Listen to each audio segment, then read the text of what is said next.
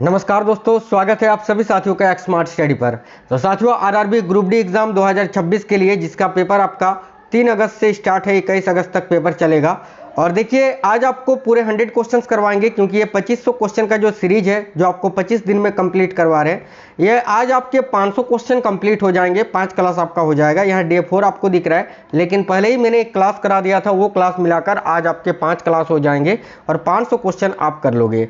तो बहुत ही important session है, जरूर आपको देखना है और सारे क्लासेस देखना है। ये 2500 क्वेश्चंस अगर आप लगा लेते हैं तो आपको कोई भी दिक्कत नहीं आएगी, आसानी से आप अपना एग्जाम क्रैक कर लोगे।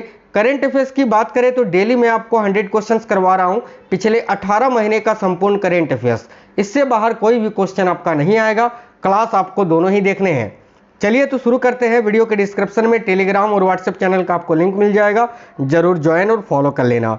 देखते हैं क्वेश्चन भाई। देखिए, जब एक वस्तु को अवतल दर्पण के सामने 10 सेंटीमीटर की दूरी पर रखा जाता है, तब अवतल दर्पण 20 सेंटीमीटर की दूरी पर एक प्रतिबिंब बनाता है। इस दर्पण की फोकस दूरी कितनी होगी? एफ का मान आपको यहाँ पर निकालना है। साथियों देखिएगा, यहाँ पर देखो, फोकस दूरी आपको निकालना है तो फॉर्मूला होता है 1/f equal to 1/v plus 1/u। ठीक है, तो ध्यान से देखिएगा, यहाँ पर जो है ना 1/f आपको यानी फोकस दूरी निकालना है। तो उत्तल दर्पण है ना, अपना अवतल दर्पण है, तो यहाँ पर देखो v का मान आपको कितना दे के रखा है, तो v का मान 20 सेंटीमीटर है और u का मान 10 सेंटीमीटर।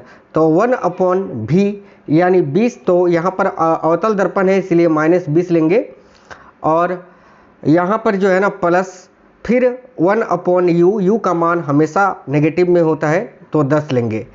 तो भाई 1/f इक्वल टू, ये आपका इक्वेशन, ये आपका मान निकल कर आएगा। जब इसको आप सॉल्व करोगे तो साथियों 1/f इक्वल टू -3/20 आपका मान निकल के आएगा। और जब इसको सॉल्व करोगे ना आप, तो इसका मान -6.7 सेंटीमीटर आएगा। ये ऑप्शन जो है गलत दिया हुआ है, -6.7 सेंटीमीटर इस क्वेश्चन का आंसर आपका होएगा। आगे देखिएगा, अगला सवाल है तनु हाइड्रोक्लोरिक अम्ल की। ठीक है, देखो, तनु हाइड्रोक्लोरिक अम्ल की सोडियम हाइड्रोजन कार्बोनेट के साथ अभिक्रिया होने पर निम्नलिखित में से कौन सा प्रेक्षण सही है? तो देखिए, जब तनु हाइड्रोक्लोरिक अम्ल की सोडियम हाइड्रोजन कार्बोनेट यानी जब HCl की अभिक्रिया आप सोडियम हाइड्रोजन कार्बोनेट यानी NaHCO3 से कराते हैं, तो भाई ये इसके साथ अभिक्रिया होने पर कौन सा प्रेक्षण सही है? देखो, ऑप्शन नंबर ए में लिखा है एक रंगहीन गैस का तीव्र निर्माण होगा जो चूने के पानी को दुधिया कर देती है। बिल्कुल भाई, देखो यहाँ आपका करेक्ट आंसर हो जाएगा option number A, calcium carbonate का निर्माण यहाँ पर होगा। ऑप्शन नंबर ए इस क्वेश्चन के लिए आपका बिल्कुल करेक्ट आंसर हो जाएगा। अगला सवाल है, प्लाज्मा झिल्ली को वर्णात्मक पारगम्य यानी सेलेक्टिव, देखिए सेलेक्टिवली पेरमेबल क्यों कहा जाता है? बताइए, प्लाज्मा झिल्ली जो होता है, प्लाज्मा मेम्ब्रेन या प्लाज्मा झिल्ली या कोशिका झिल्ली जो आप बोल सकते हो, ये वर्णात्मक पारगम्य क्यों होता है? तो ऑप्शन नंबर ए, यह केवल कुछ पदार्थों को ही भीतर या बाहर जाने देती है। तो ए इस क्वेश्चन के लिए आपका करेक्ट आंसर हो जाएगा। आगे देखिए, अगला सवाल है, क्वेश्चन नंबर 4 है आणविक द्रव्यमान के बारे में। ठीक है, निम्नलिखित में से कौन से कथन सही है? जहां पर कथन 1 में दे रखा है किसी पदार्थ का आणविक द्रव्यमान उस पदार्थ के अणु में उपस्थित, ठीक है, सभी परमाणुओं के परमाणु द्रव्यमान का योग होता है, ये तो बिल्कुल सही बात है। कथन 2 में लिखा है इसे अणु का अपेक्षिक द्रव्यमान भी कहा जाता है, बिल्कुल कहा जाता है। कथन 3 में लिखा है इसे परमाणु द्रव्यमान इकाइयों यानी स्मॉल यू में व्यक्त किया जाता है, ये भी सही है। यानी ऑप्शन नंबर डी, कथन 1, 2 और 3 तीनों सही है भाई। निम्नलिखित में से कौन सी सिंचाई की विधि नहीं है? देखिए, रिवर लिफ्ट प्रणालियाँ सिंचाई की विधि है। नहरें, कैनाल्स जो होते हैं, ये भी सिंचाई में प्रयोग किया जाता है। कूप, ये भी सिंचाई में प्रयोग किया जाता है। लेकिन रोधी बांध, जिसको आप चेक डैम्स बोलते हैं, इसका उपयोग सिंचाई में नहीं किया जाता है। तो ऑप्शन नंबर डी, रोधी बांध यानी चेक डैम्स आपका करेक्ट आंसर हो जाएगा। यदि किसी तरंग की चाल 300 मीटर प्रति सेकंड है और इसकी तरंग दैर्घ्य, ठीक है, 0.75 मीटर है, तो तरंग की आवृत्ति क्या होगी भाई? सिंपली इसको सॉल्व करिए। तरंग की चाल यानी भी v बराबर आपको 300 मीटर प्रति सेकंड दे के रखा है, और तरंग देर जिसको लैम्डा से आप डिनोट करते हैं, जो कि आपको दे के रखा है 0.75 मीटर। ठीक है, तो देखो सूत्र क्या होता है, v equal to F plus आपका लैम्डा यानी तरंग देर यानी फ्रीक्वेंसी इंटू तरंग देर। ठीक है, आवृत्ति गुना तरंग देर चाल बराबर होता है। चाल का मान आपको दे के रखा है, सबसे पहले आप इसको तोड़ लीजिए, आपको निकालना क्या है, फ्रीक्वेंसी। तो आवृत्ति बराबर क्या हो जाएगा भाई, यहाँ पर चाल बटे फ्रीक्वेंसी यानी आवृत्ति। तो चाल आपको कितना दे के रखा है, 300। ठीक है, और यहाँ पर जो है ना, देखो यहाँ पर आपको क्या आपका ना, देखो तरंग देर का मान कितना दे के रखा है, हाँ तरंग देर ही होगा। देखो चाल बटे तरंग देर होता है, माफी चाहते हैं, चाल बटे तरंग देर आपका आएगा ना, चाल बटे तरंग देर। तो तरंग देर का मान 0.75 दे के रखा है, तो इसको हम लिख सकते हैं 75 और ऊपर में 2 जीरो। तो जब इसको आप सॉल्व करोगे तो 25 तिया 75, 25 चौका 100 और 3 को इसमें काटेंगे 100 बार में, तो 400 इस क्वेश्चन का करेक्ट आंसर आएगा, 400 हर्ट्ज। सिंपल सा क्वेश्चन है, आसानी से आप इन क्वेश्चनों को सॉल्व कर सकते हैं। ये सारे क्वेश्चन पिछली बार 2025 के ग्रुप डी में पूछे गए सवाल है। निम्नलिखित में से कौन सी जनन विधि, ठीक है, समष्टि में अधिक विविधता उत्पन्न करेगी? बताइए इनमें से कौन सी जनन विधि है जो सबसे अधिक वेरिएशन दिखाएगी भाई? मुकुलन, द्विखंडन, खंडन? नहीं, ये सभी जो है अलैंगिक जनन विधियां है, लेकिन सबसे अधिक वेरिएशन कहाँ देखने को मिलता है? सेक्सुअल रिप्रोडक्शन यानी लैंगिक जनन में। तो लैंगिक जनन जहां पर 2 जनक की आवश्यकता होती है, वही सबसे अधिक विविधता दिखाती है। ऑप्शन नंबर ए आपका करेक्ट होगा। देखिए, एक विद्युत बल्ब की रेटेड शक्ति 110 वाट माइनस 220 वोल्ट है। ठीक है, बल्ब द्वारा ली गई धारा कितनी होगी भाई? सिंपली इसको भी सॉल्व करिए। शक्ति यानी पावर का मान आपको क्या दे के रखा है, जो वाट में होगा वही शक्ति का मान होगा। तो देखिए पावर का मान 110 दे के रखा है, 110 वाट, और विभवांतर यानी वोल्ट का वोल्टेज का मान कितना दे के रखा है, तो 220 वोल्ट। सूत्र होता है साथियों P इक्वल टू VI, मैंने कई बार आपको बताया है। यहाँ पर आपको धारा निकालना है यानी I का मान निकालना है, तो I बराबर क्या हो जाएगा, P/V। ठीक है, तो P का मान कितना दे के रखा है, 110, और V का मान 220। इसको जब आप सॉल्व करोगे तो 1/2 आ जाएगा, और जब इसे आप सॉल्व करोगे तो 0.5 एम्पियर आ जाएगा, जो कि धारा का मान होगा। ऑप्शन नंबर बी आपका करेक्ट आंसर हो जाएगा। अगला सवाल है, धातु कार्बोनेट की हाइड्रोक्लोरिक अम्ल के साथ, ठीक है, अभिक्रिया से निकलने वाली गैस जो चूने के पानी को दुधिया रंग में बदल देती है, निकलने वाली गैस कौन सी होती है? तो कार्बन डाइऑक्साइड गैस बाहर निकलती है। ऑप्शन नंबर बी इस क्वेश्चन का करेक्ट आंसर होगा। फसलों को उनकी वृद्धि चक्र के दौरान इष्टतम समय पर पानी उपलब्ध कराने से मुख्य रूप से कौन सा परिणाम प्राप्त होता है? बहुत ही अच्छा सवाल है। तो फसलों को उनकी वृद्धि चक्र के दौरान इष्टतम समय पर पानी उपलब्ध कराने से मुख्य रूप से कौन सा परिणाम होता है? तो उच्च अपेक्षित उपज प्राप्त होती है। Option number B. देखिए, निलंबन विलयनों से भिन्न होते हैं। देखिए, निलंबन जो होते हैं सस्पेंशन, ये विलयनों से भिन्न होते हैं। क्यों? क्योंकि देखिए निलंबन जो होते हैं इन्हें नंगे आंखों से देखा जा सकता है, विलयन को नहीं। तो option number D correct answer हो जाएगा। ठीक है, आगे देखिएगा, निम्न में से कौन सा कथन पादप काय में विभज्योतक उत्तक के स्थान को सही तरीके से निरूपित करता है? देखिए, जो विभज्योतक उत्तक होता है मेरिस्टेमेटिक टिश्यू, इसके स्थान को सही तरीके से कौन सा कथन निरूपित करता है? तो देखिए करेक्ट आंसर क्या हो जाएगा, ऑप्शन नंबर बी होना चाहिए कि कुछ विशिष्ट क्षेत्रों में ही पाया, नहीं तने के, एक सेकंड, तने के आधार पर नहीं, सही है क्योंकि ये तने के आधार पर पाया जाता है। ऑप्शन नंबर सी इस क्वेश्चन का करेक्ट आंसर हो जाएगा। अगला सवाल है, अत्यधिक व्यायाम के बाद हमें पेशियों में ऐंठन का अनुभव क्यों होता है? जब हम सबसे अधिक एक्सरसाइज कर लेते हैं उसके बाद हमारी जो मांसपेशी होती है उसमें हमें अनुभव होता है कि ऐंठन होने लगा है। इसका कारण क्या है? क्योंकि मांसपेशियों में लैक्टिक अम्ल जमा हो जाता है, लैक्टिक अम्ल के संचय के कारण। ऑप्शन नंबर डी यहाँ आपका करेक्ट आंसर हो जाएगा। निम्नलिखित में से कौन सी विधि पौधों में अलैंगिक जनन का उदाहरण है? तो वानस्पतिक प्रवर्धन। याद रखना, वानस्पतिक प्रवर्धन जो होता है ये अलैंगिक जनन का उदाहरण है। बाकी परागण, निषेचन, अंकुरन, ये तीनों लैंगिक जनन का उदाहरण है। अलैंगिक जनन का उदाहरण option number D correct answer हो जाएगा। एक व्यक्ति 22 केजी द्रव्यमान के साथ एक पत्थर को 4 मीटर की ऊर्ध्वाधर ऊंचाई तक उठाता है। उसके द्वारा किया गया कार्य की गणना करें, जहां जी का मान आपको 10 मीटर प्रति सेकंड स्क्वायर लेना है। चलिए निकालते हैं इसे भी साथियों। देखो द्रव्यमान आपको दे के रखा है, एम का मान है आपका 22 केजी, ठीक है। ऊंचाई दे के रखी है 4 मीटर और गुरुत्वीय त्वरण जी का मान है 10 मीटर प्रति सेकंड स्क्वायर। तो सूत्र क्या होता है साथियों, डब्ल्यू बराबर किए गए कार्य की गणना डब्ल्यू बराबर mgh, जो आपका साथियों स्थितिज ऊर्जा का सूत्र होता है वही यहाँ भी लगता है, ठीक है। तो सिंपल सा आपको मान यहाँ पर रख देना है। डब्ल्यू बराबर एम का मान दे रखा है 22, जी का मान 10 और ऊंचाई 4, ठीक है। तो इसको सॉल्व करिए, कितना हो रहा है देखिए 220 गुने 4, ठीक है। तो 880 इस क्वेश्चन का आंसर आपका निकल के आएगा 880 जूल। सिंपली इसको आंसर कर सकते हैं, ऑप्शन नंबर डी आपका करेक्ट आंसर होगा। देखिए अगला सवाल है आपका, दो कार्बन परमाणुओं और हाइड्रोक्सिल कार्यात्मक समूह वाले कार्बनिक यौगिक का IUPAC नाम क्या होता है। काफी अच्छा सवाल है। तो दो कार्बन परमाणुओं और एक हाइड्रोक्सिल कार्यात्मक समूह वाले कार्बनिक यौगिक का IUPAC नाम होता है एथेनॉल। एथेनॉल इस क्वेश्चन का करेक्ट आंसर होगा, ऑप्शन नंबर डी। अगला, निम्नलिखित में से किस प्रेक्षण की व्याख्या रदरफोर्ड के परमाणु मॉडल द्वारा नहीं की जा सकी। देखिए ऑप्शन नंबर ए में लिखा है परमाणु में धनावेशित नाभिक की उपस्थिति, ये तो रदरफोर्ड के परमाणु मॉडल द्वारा की गई थी, तो ये तो सही है। अल्फा कणों का बड़े कोणों का विक्षेपण ये भी किया गया था। नाभिक के परित इलेक्ट्रॉनों का वितरण ये भी किया गया था। लेकिन ऑप्शन नंबर बी, परिक्रमा करते इलेक्ट्रॉनों की उपस्थिति के बावजूद परमाणु की स्थायित्व, ये जो है साथियों ये गणना नहीं की गई थी रदरफोर्ड के द्वारा। तो ऑप्शन नंबर बी इस क्वेश्चन का करेक्ट आंसर हो जाएगा। दिए गए अभिकथन ए और कारण आर को ध्यानपूर्वक पढ़े और सही विकल्प का चयन करें। भाई काफी अच्छा सवाल है, ध्यान से देखिएगा।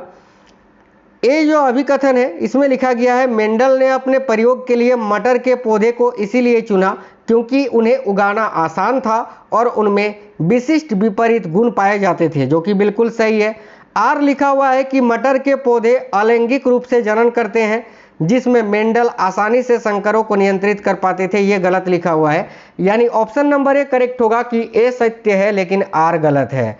अगला, निम्नलिखित में से कौन सा व्यंजक सही लेंस सूत्र को निरूपित करता है। तो लेंस फॉर्मूला क्या होता है, 1/f equal to 1 minus v minus 1/u। देखो 1 देखिए 1/f होता है, 1/f equal to 1/v minus 1/u।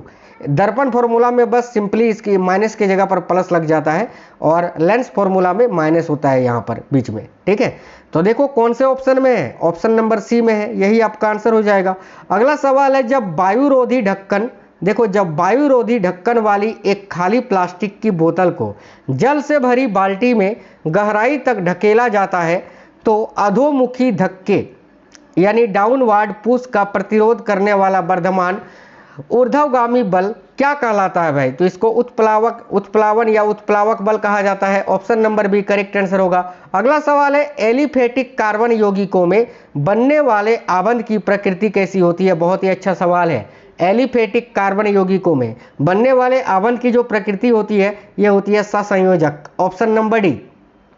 10 metre प्रति सेकंड की चाल से चलती 1000 kg की एक कार को, ठीक है, एक स्थिर ब्रेकिंग द्वारा 5 सेकंड में विराम अवस्था में लाया जाता है तो बल का परिणाम क्या होगा। भाई सिंपल सा क्वेश्चन है, तो चलिए सॉल्व करते हैं। द्रव्यमान आपको देकर रखा है 1000 kg, ठीक है। प्रारंभिक वेग भी आपको दे के रखा है यहाँ पर देखो, यानी u का मान आपको दे के रखा है 10 मीटर प्रति सेकंड, ठीक है। इसके अलावा अंतिम वेग v का मान आपको यहाँ 0 दे के रखा है और देखो यहाँ पर टाइम जो है ना आपको दे के रखा है 5 सेकंड का।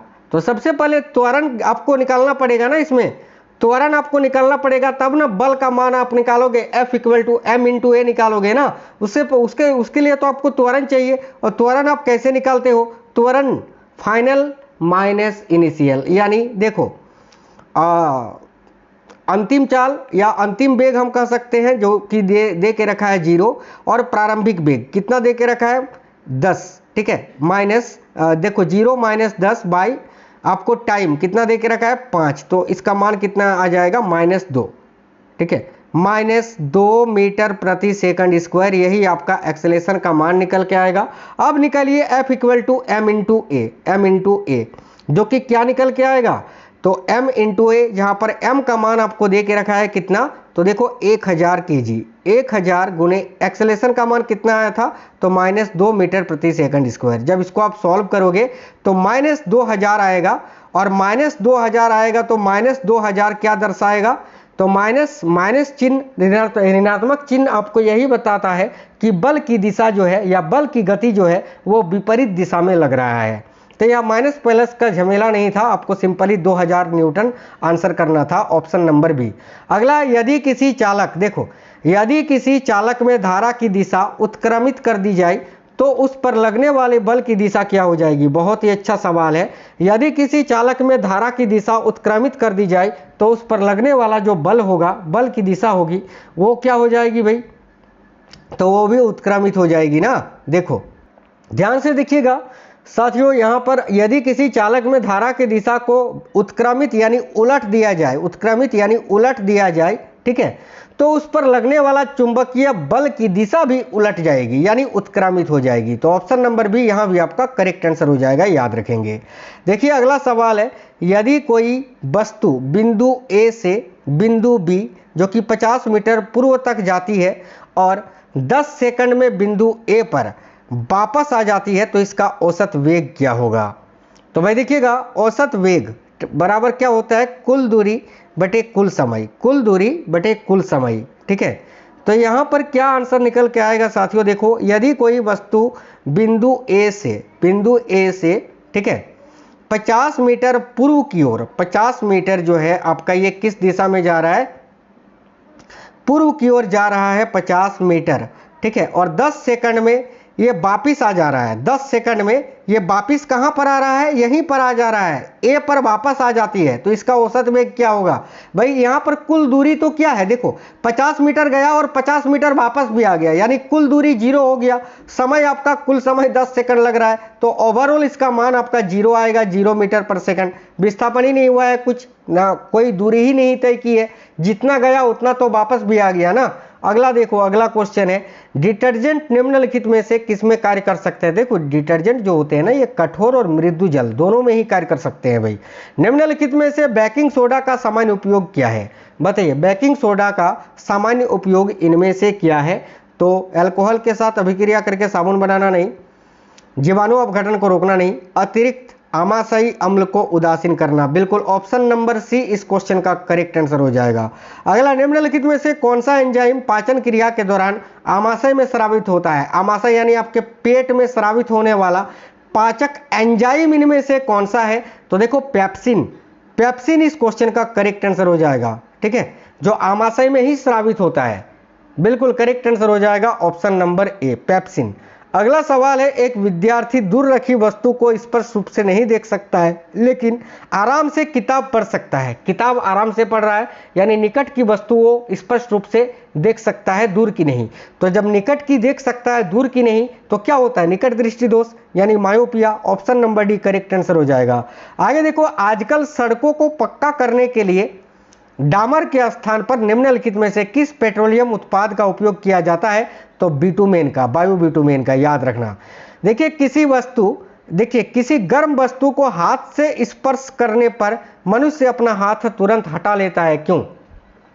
कोई मान लेते हैं एक टब में गर्म पानी रखा हुआ है, जब उसमें आप हाथ डालते हो तो आपको गर्म का अनुभव होगा, आप तुरंत अपना हाथ ऊपर उठा लोगे, क्यों।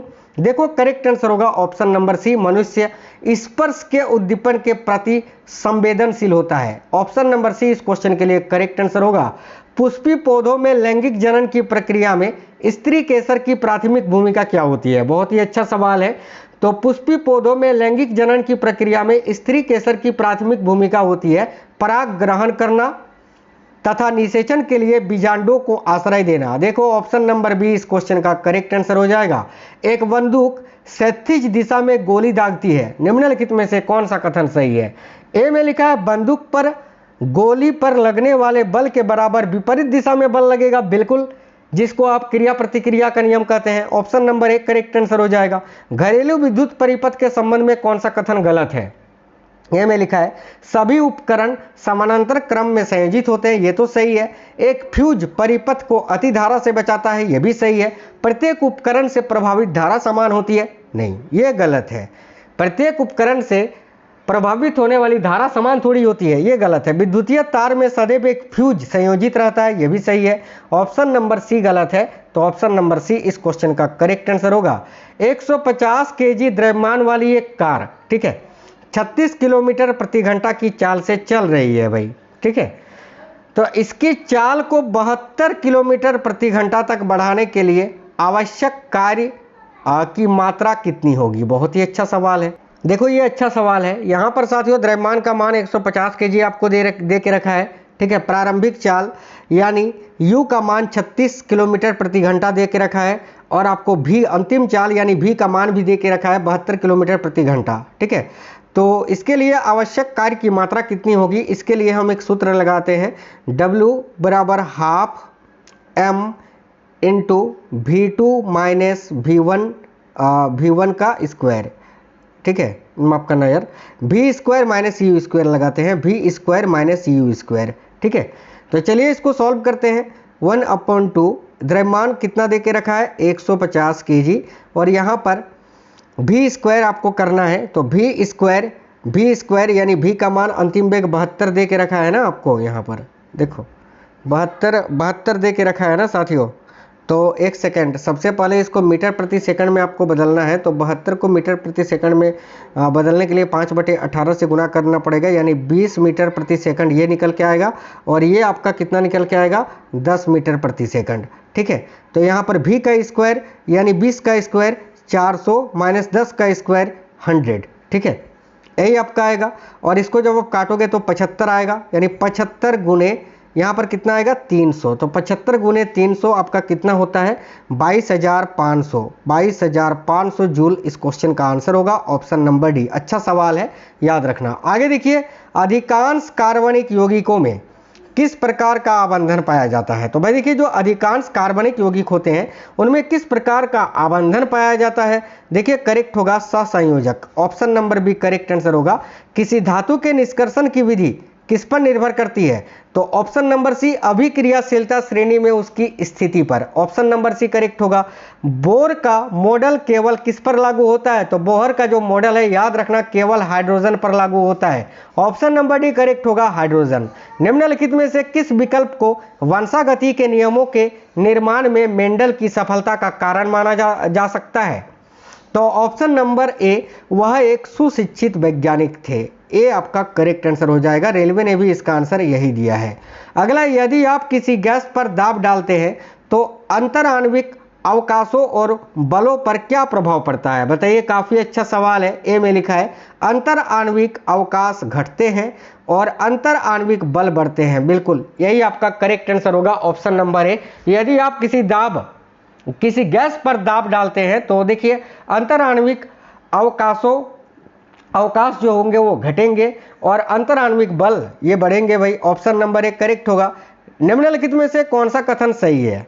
देखिए, ए में लिखा है इलेक्ट्रॉन नाभिक के चारों ओर त्रिकोणीय पथों में परिभ्रमण करते हैं, क्या? गलत है यार। इलेक्ट्रॉन नाभिक के चारों ओर वृत्तीय पथों में परिभ्रमण नहीं करते, ये गलत लिखा है, क्योंकि वृत्तीय पथ में ही परिभ्रमण करते हैं, ये भी गलत है। परमाणु के आकार की तुलना में नाभिक का आकार बड़ा होता है, नहीं, ये भी गलत है। परमाणु के आकार की तुलना में नाभिक का आकार बड़ा थोड़ा होता है, बल्कि नाभिक के आकार के मुकाबले परमाणु का आकार बड़ा होता है। डी में लिखा है इलेक्ट्रॉनों का द्रव्यमान प्रोटॉन और न्यूट्रॉन की तुलना में बहुत कम होता है, ये सही है, ऑप्शन नंबर डी आपका करेक्ट होगा कि इलेक्ट्रॉन का जो द्रव्यमान होता है वो प्रोटॉन और न्यूट्रॉन की तुलना में बहुत कम होता है। अगला सवाल देखिएगा, पर्यावरण या उद्दीपन के प्रति पादपों की अनुक्रिया के संबंध में निम्नलिखित में से कौन सा कथन सही है? ए में लिखा है पादपों में उद्दीपन ग्रहण करने के लिए तंत्रिकाएं होती हैं, नहीं, गलत है।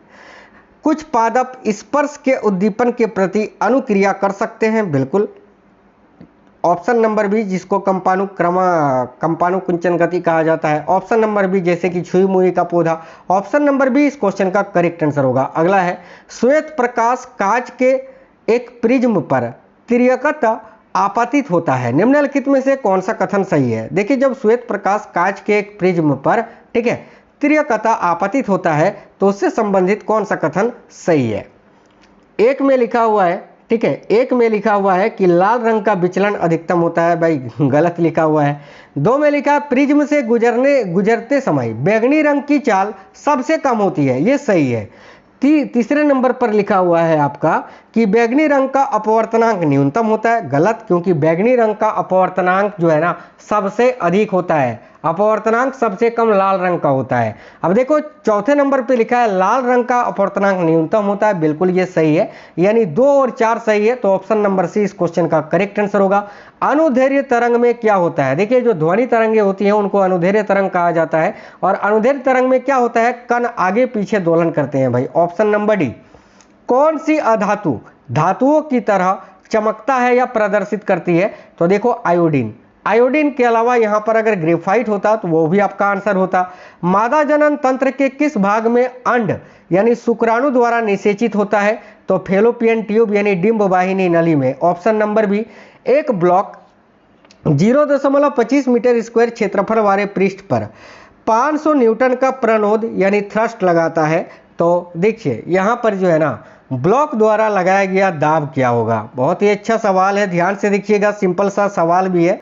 देखिए ब्लॉक द्वारा ब्लॉक द्वारा लगाया गया दाब आपको निकालना है, तो इसके लिए फॉर्मूला होता है साथियों, देखिए लगा गया कुल प्रणोद, ठीक है, कुल प्रणोद यानी थ्रस्ट बटे आपका एरिया, थ्रस्ट बटे एरिया, यही इस प्रेशर को निकालने का फॉर्मूला होता है।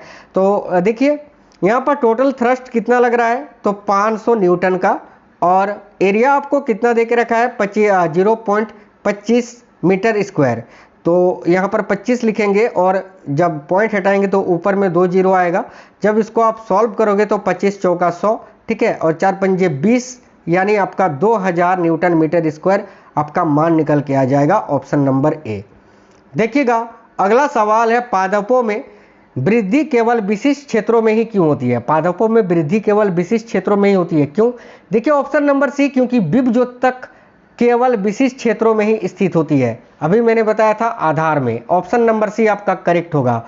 अगला सवाल है, 2 वस्तुएं त्वरित हो रही है, एक का द्रव्यमान 3 kg है और दूसरी का 5 kg है, तथा उसका त्वरण आपको दे के रखा है 2 मीटर प्रति सेकंड स्क्वायर, तो इनमें से किसको गति करने के लिए अधिक बल की आवश्यकता होगी? जिसका द्रव्यमान कम होगा, और किसका द्रव्यमान कम है, तो 3 kg वाले का, तो 3 kg की वस्तु आपका करेक्ट आंसर होगा। अगला सवाल है, क्लोर क्षारीय प्रक्रिया के दौरान निम्नलिखित में से कौन सा उत्पाद सीधे लवण के विद्युत अपघटन से प्राप्त नहीं होता है?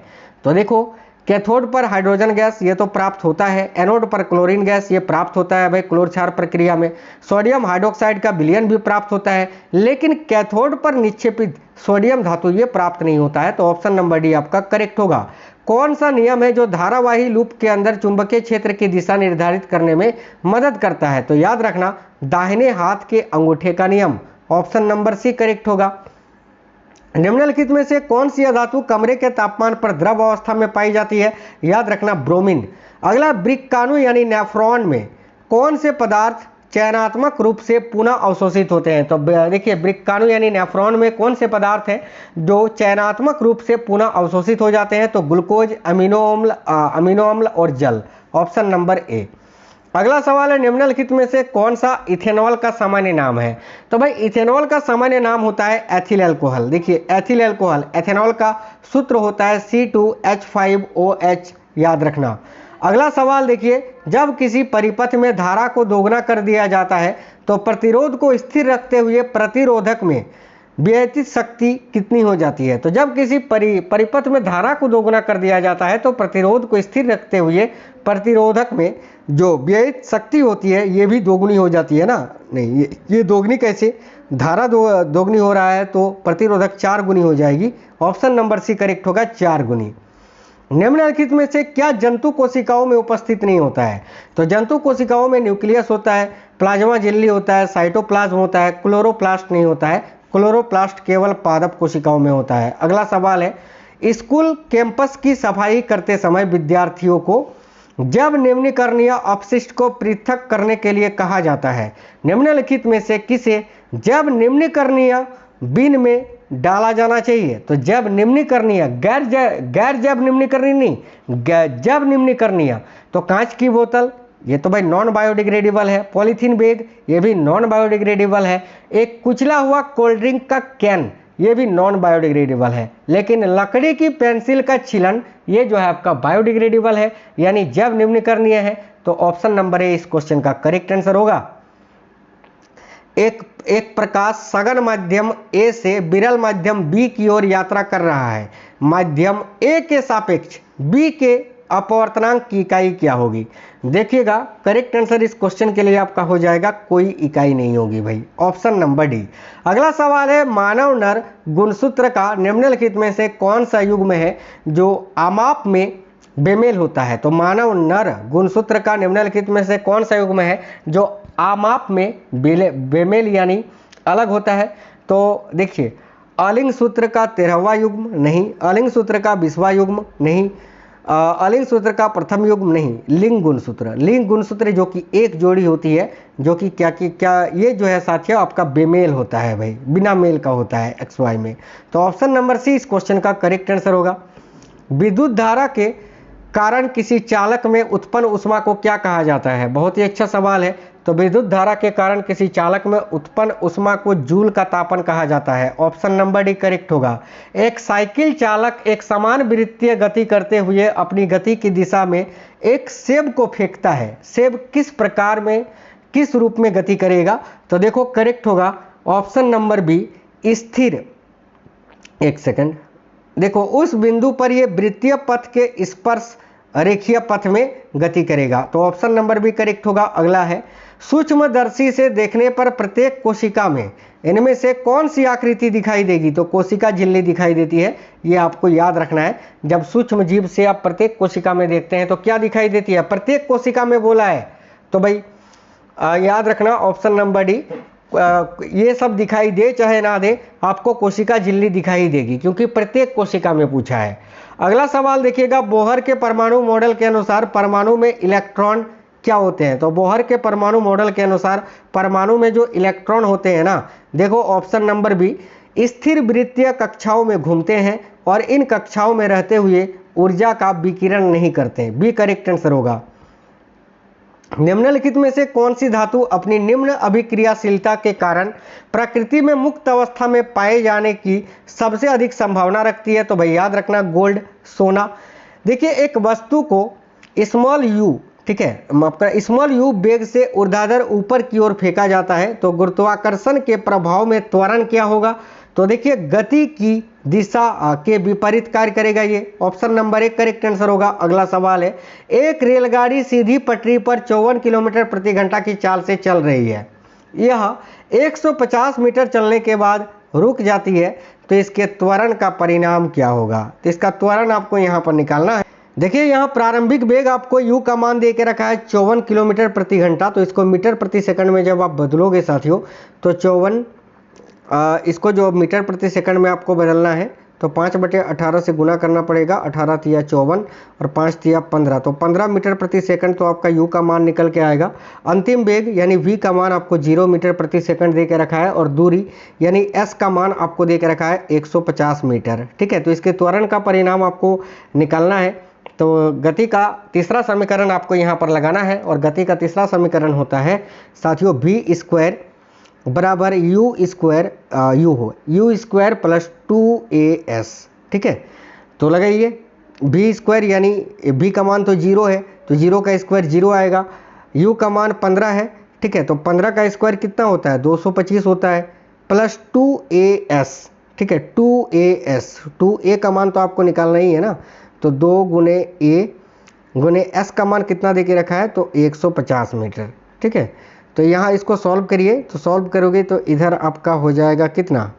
देखो इधर आपका कितना हो जाएगा साथियों, तो इधर हो जाएगा 300a इक्वल टू माइनस में 225। तो a का मान कितना होगा? देखो 300a कितना आया था? 300a बराबर माइनस 225, तो एक a का मान कितना हो जाएगा? Minus 225 by 300। तो जब इसको आप सॉल्व करोगे तो कितना आएगा? माइनस 0.75 मीटर प्रति सेकंड स्क्वायर, यानी ऑप्शन नंबर बी ये एक्सेलरेशन का मान आपका निकल के आएगा। अगला सवाल है निम्नलिखित में से, देखो निम्नलिखित में से कौन सा सीधे रक्त में स्रावित किया जाता है और शरीर के विभिन्न अंगों तक पहुंचाया जाता है, बताइए इनमें से कौन सा सीधे रक्त में स्रावित किया जाता है और शरीर के विभिन्न अंगों तक पहुंचाया जाता है? तो एड्रीनलिन। एड्रीनलिन इस क्वेश्चन का करेक्ट आंसर होगा, जिसको लड़ो उड़ो हार्मोन के नाम से भी जानते हैं। निम्नलिखित में से कौन सा कथन सही नहीं है? कौन सा कथन सही नहीं है ये आपको बताना है। देखिए ए में लिखा है प्रबलता आयाम पर निर्भर करती है, जो कि बिल्कुल सही लिखा हुआ है। प्रबलता जो है आयाम पर निर्भर करती है। तेज ध्वनि का आयाम अधिक होता है, ये भी सही है। मृदु ध्वनि का आयाम जो है कम होता है, ये भी सही है। लेकिन प्रबलता आवृत्ति पर निर्भर करता है क्या? नहीं, आयाम पर निर्भर करता है। ये गलत है और गलत ही आपको चुनना था। तो ऑप्शन नंबर डी इस क्वेश्चन के लिए आपका करेक्ट आंसर हो जाएगा। कार्बन डाइऑक्साइड का आणविक द्रव्यमान कितना होता है? देखो आणविक द्रव्यमान साथियों पिछली बार हर शिफ्ट में लगभग देखने को मिला था, इसको निकालने का तरीका आप जान लीजिए। देखो कार्बन डाइऑक्साइड यानी CO2, ठीक है, इसमें क्या क्या है? कार्बन है और ऑक्सीजन है, ठीक है। तो कार्बन में द्रव्यमान संख्या कितना होता है? तो 12 AMU, ठीक है। और ऑक्सीजन में कितना होता है? तो ऑक्सीजन में देखो एक ऑक्सीजन इस प्रकार से आप लिखते हैं, तो ऑक्सीजन के एक अणु में 16 U, तो 2 होता है ना, तो 16 दूनी 32 आपका टोटल हो जाएगा। तो 32 और 12 इन दोनों को सिंपली आपको जोड़ देना है, तो 12 + 32 कितना हो जाएगा? 44 AMU, याद रखना। तो 44 ऑप्शन नंबर 20 क्वेश्चन का करेक्ट आंसर हो जाएगा। अगला सवाल देखिएगा, निम्नलिखित में से कौन सा कथन है जो पदार्थ के कणों के निरंतर संचलन को सही ढंग से समझाता है? बताइए भाई, बहुत ही अच्छा सवाल है। देखिएगा ऑप्शन नंबर सी करेक्ट होगा कि पदार्थ के कण अपनी गतिज ऊर्जा के कारण निरंतर गतिशील रहते हैं। अगला सवाल है, किसी पिंड की स्थितिज ऊर्जा निम्नलिखित में से किस पर निर्भर करती है? तो उसके द्रव्यमान और ऊंचाई दोनों पर ही।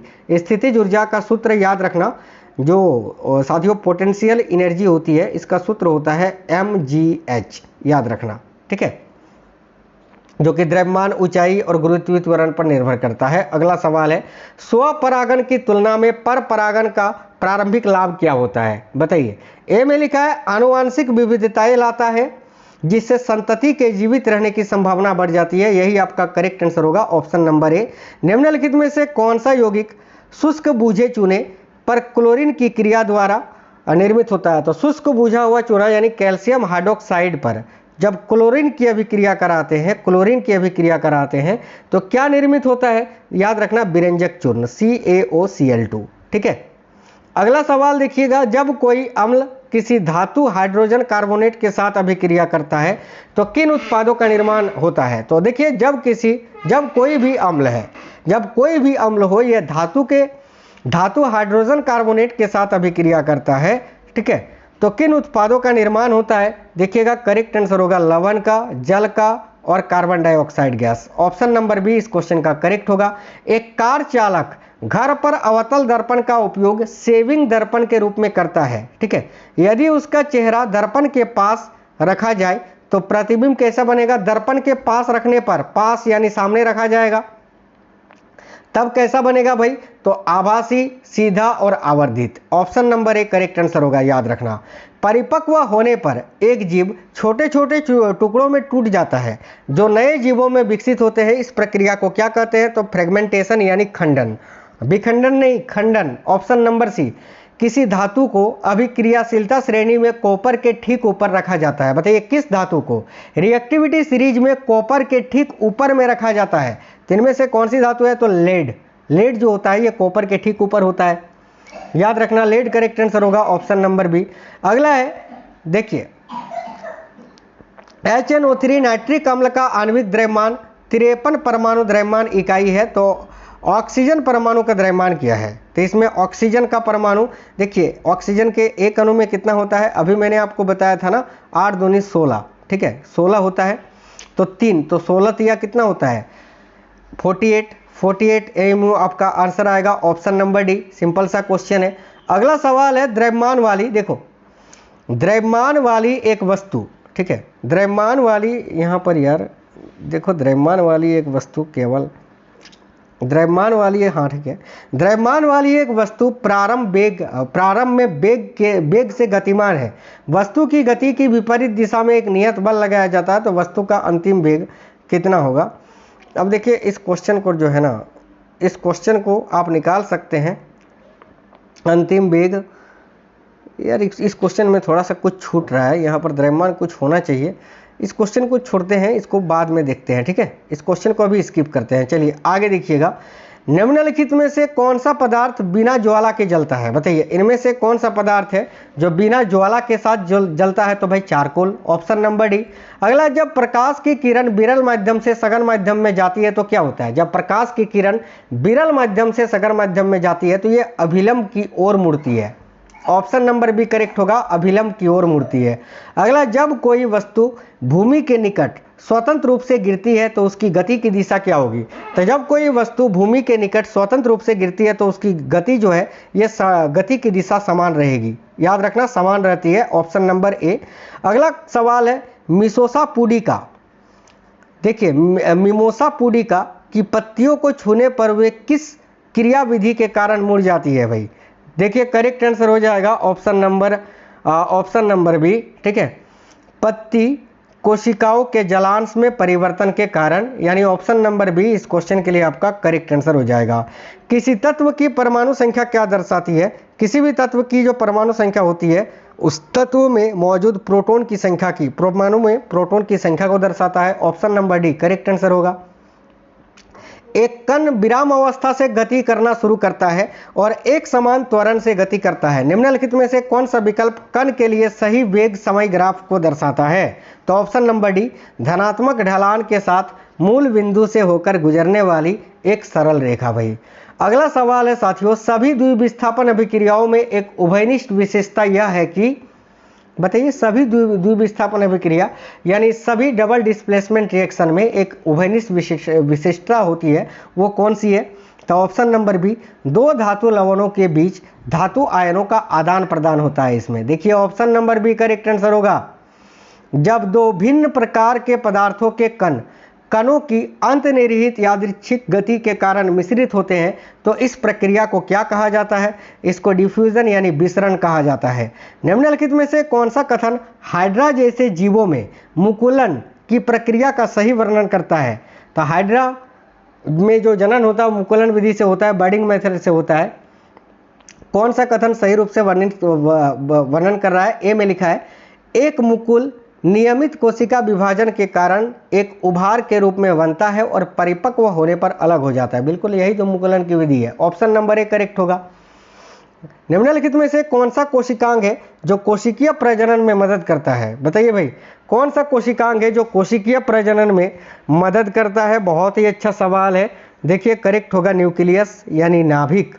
नाभिक इस क्वेश्चन का करेक्ट आंसर हो जाएगा। अगला सवाल देखिएगा, निम्नलिखित कथनों पर विचार करें और सही विकल्प का चयन करें। कथन एक में लिखा हुआ है आपका, देखो एक फ्यूज है जो विद्युत परिपथ में श्रेणी क्रम से जुड़ा है। बिल्कुल फ्यूज जो होता है विद्युत परिपथ में श्रेणी क्रम से ही जुड़ा होता है, जो कि बिल्कुल आपका सही है।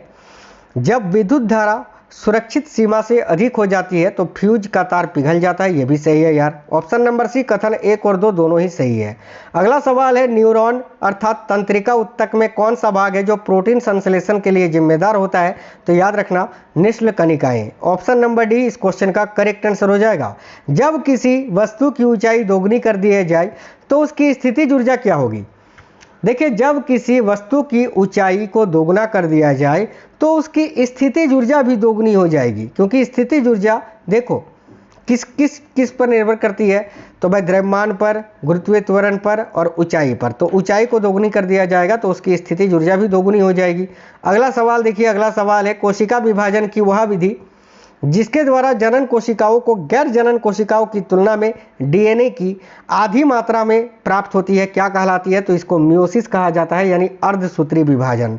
अगला सवाल देखिएगा, कार्बन आयनिक आबंधों के स्थान पर सहसंयोजक आबंध क्यों बनाता है। बताइए कार्बन आयनिक आबंधों के स्थान पर सहसंयोजक आबंध क्यों बनाता है। तो ऑप्शन नंबर सी, 4 इलेक्ट्रॉनों का त्याग करने या ग्रहण करने के लिए यह ऊर्जात्मक रूप से प्रतिकूल होता है, इसी कारण। ऑप्शन नंबर सी।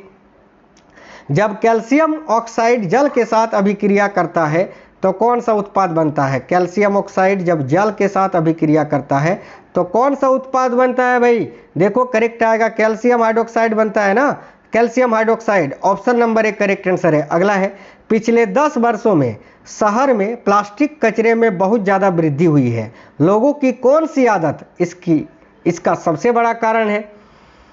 लोग पुनः उपयोग योग्य चीज़ें चुन रहे हैं, नहीं।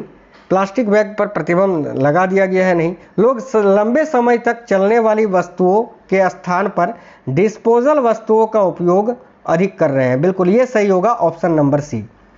निम्नलिखित में से कौन सा विकल्प है जो अमीबा में पोषण प्रक्रिया सर्वोत्तम वर्णन करता है? देखिए, अमीबा और मनुष्यों में जो पोषण की प्रक्रिया होती है वो एक समान होती है। तो हम सबसे पहले क्या करते हैं भाई? अंतग्रहण, भोजन को मुंह में डालते हैं, यानी अंतग्रहण पहले आएगा, ये दोनों तो आंसर हो ही नहीं सकता है। उसके बाद जो भोजन हम लेते हैं उसका क्या होता है? उसका पाचन होता है, ठीक है, ये नहीं होगा। उसके बाद क्या होता है? उसका अवशोषण होता है। अवशोषण के बाद क्या होता है? स्वांगीकरण होता है, फिर बहिक्षेपण होता है। तो ऑप्शन नंबर बी सही है, जो कि अमीबा और मनुष्य में समान ही होता है, तो बी आपका करेक्ट होगा। मेंडल ने किस पौधे पर अपने प्रयोग किए थे? सिंपल सा क्वेश्चन है, मटर का पौधे पर। ध्वनि तरंगों के संचरण के लिए निम्नलिखित में से कौन सा आवश्यक है? तो ध्वनि तरंगों के लिए माध्यम की आवश्यकता होती है, माध्यम आवश्यक है। जब वस्तु को अनंत पर रखा जाता है तो अवतल दर्पण द्वारा किस प्रकार का प्रतिबिंब बनता है? तो जब वस्तु को अवतल दर्पण पर अनंत पर रखा जाता है तो किस प्रकार का प्रतिबिंब बनता है? अत्यधिक छोटा, वास्तविक और उल्टा। ऑप्शन नंबर सी।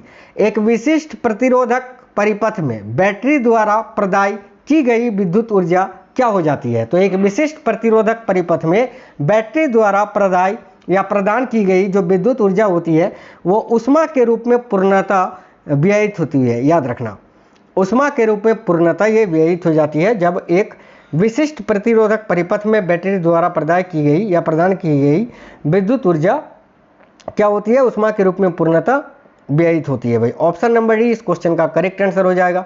तो साथियों, आज आपके 500 क्वेश्चंस कंप्लीट हो गए। करंट अफेयर्स भी मैं डेली आपको करवा रहा हूँ। कल भी रात में लेट नाइट करीब 10:30 बजे आपको करंट अफेयर्स करा दिए थे, लेट हो गया था लेकिन करा दिए थे। और आज भी आपको करीब 8 से 9 बजे के बीच आपको 100 क्वेश्चंस मिल जाएंगे करंट अफेयर्स के, जरूर आपको देखना है। तो वीडियो को लाइक कर दीजिएगा, दोस्तों के साथ शेयर करना, और देखिए जितने साथी लोग नए हैं चैनल को सब्सक्राइब कर लीजिएगा। जय हिंद साथियों, वंदे मातरम।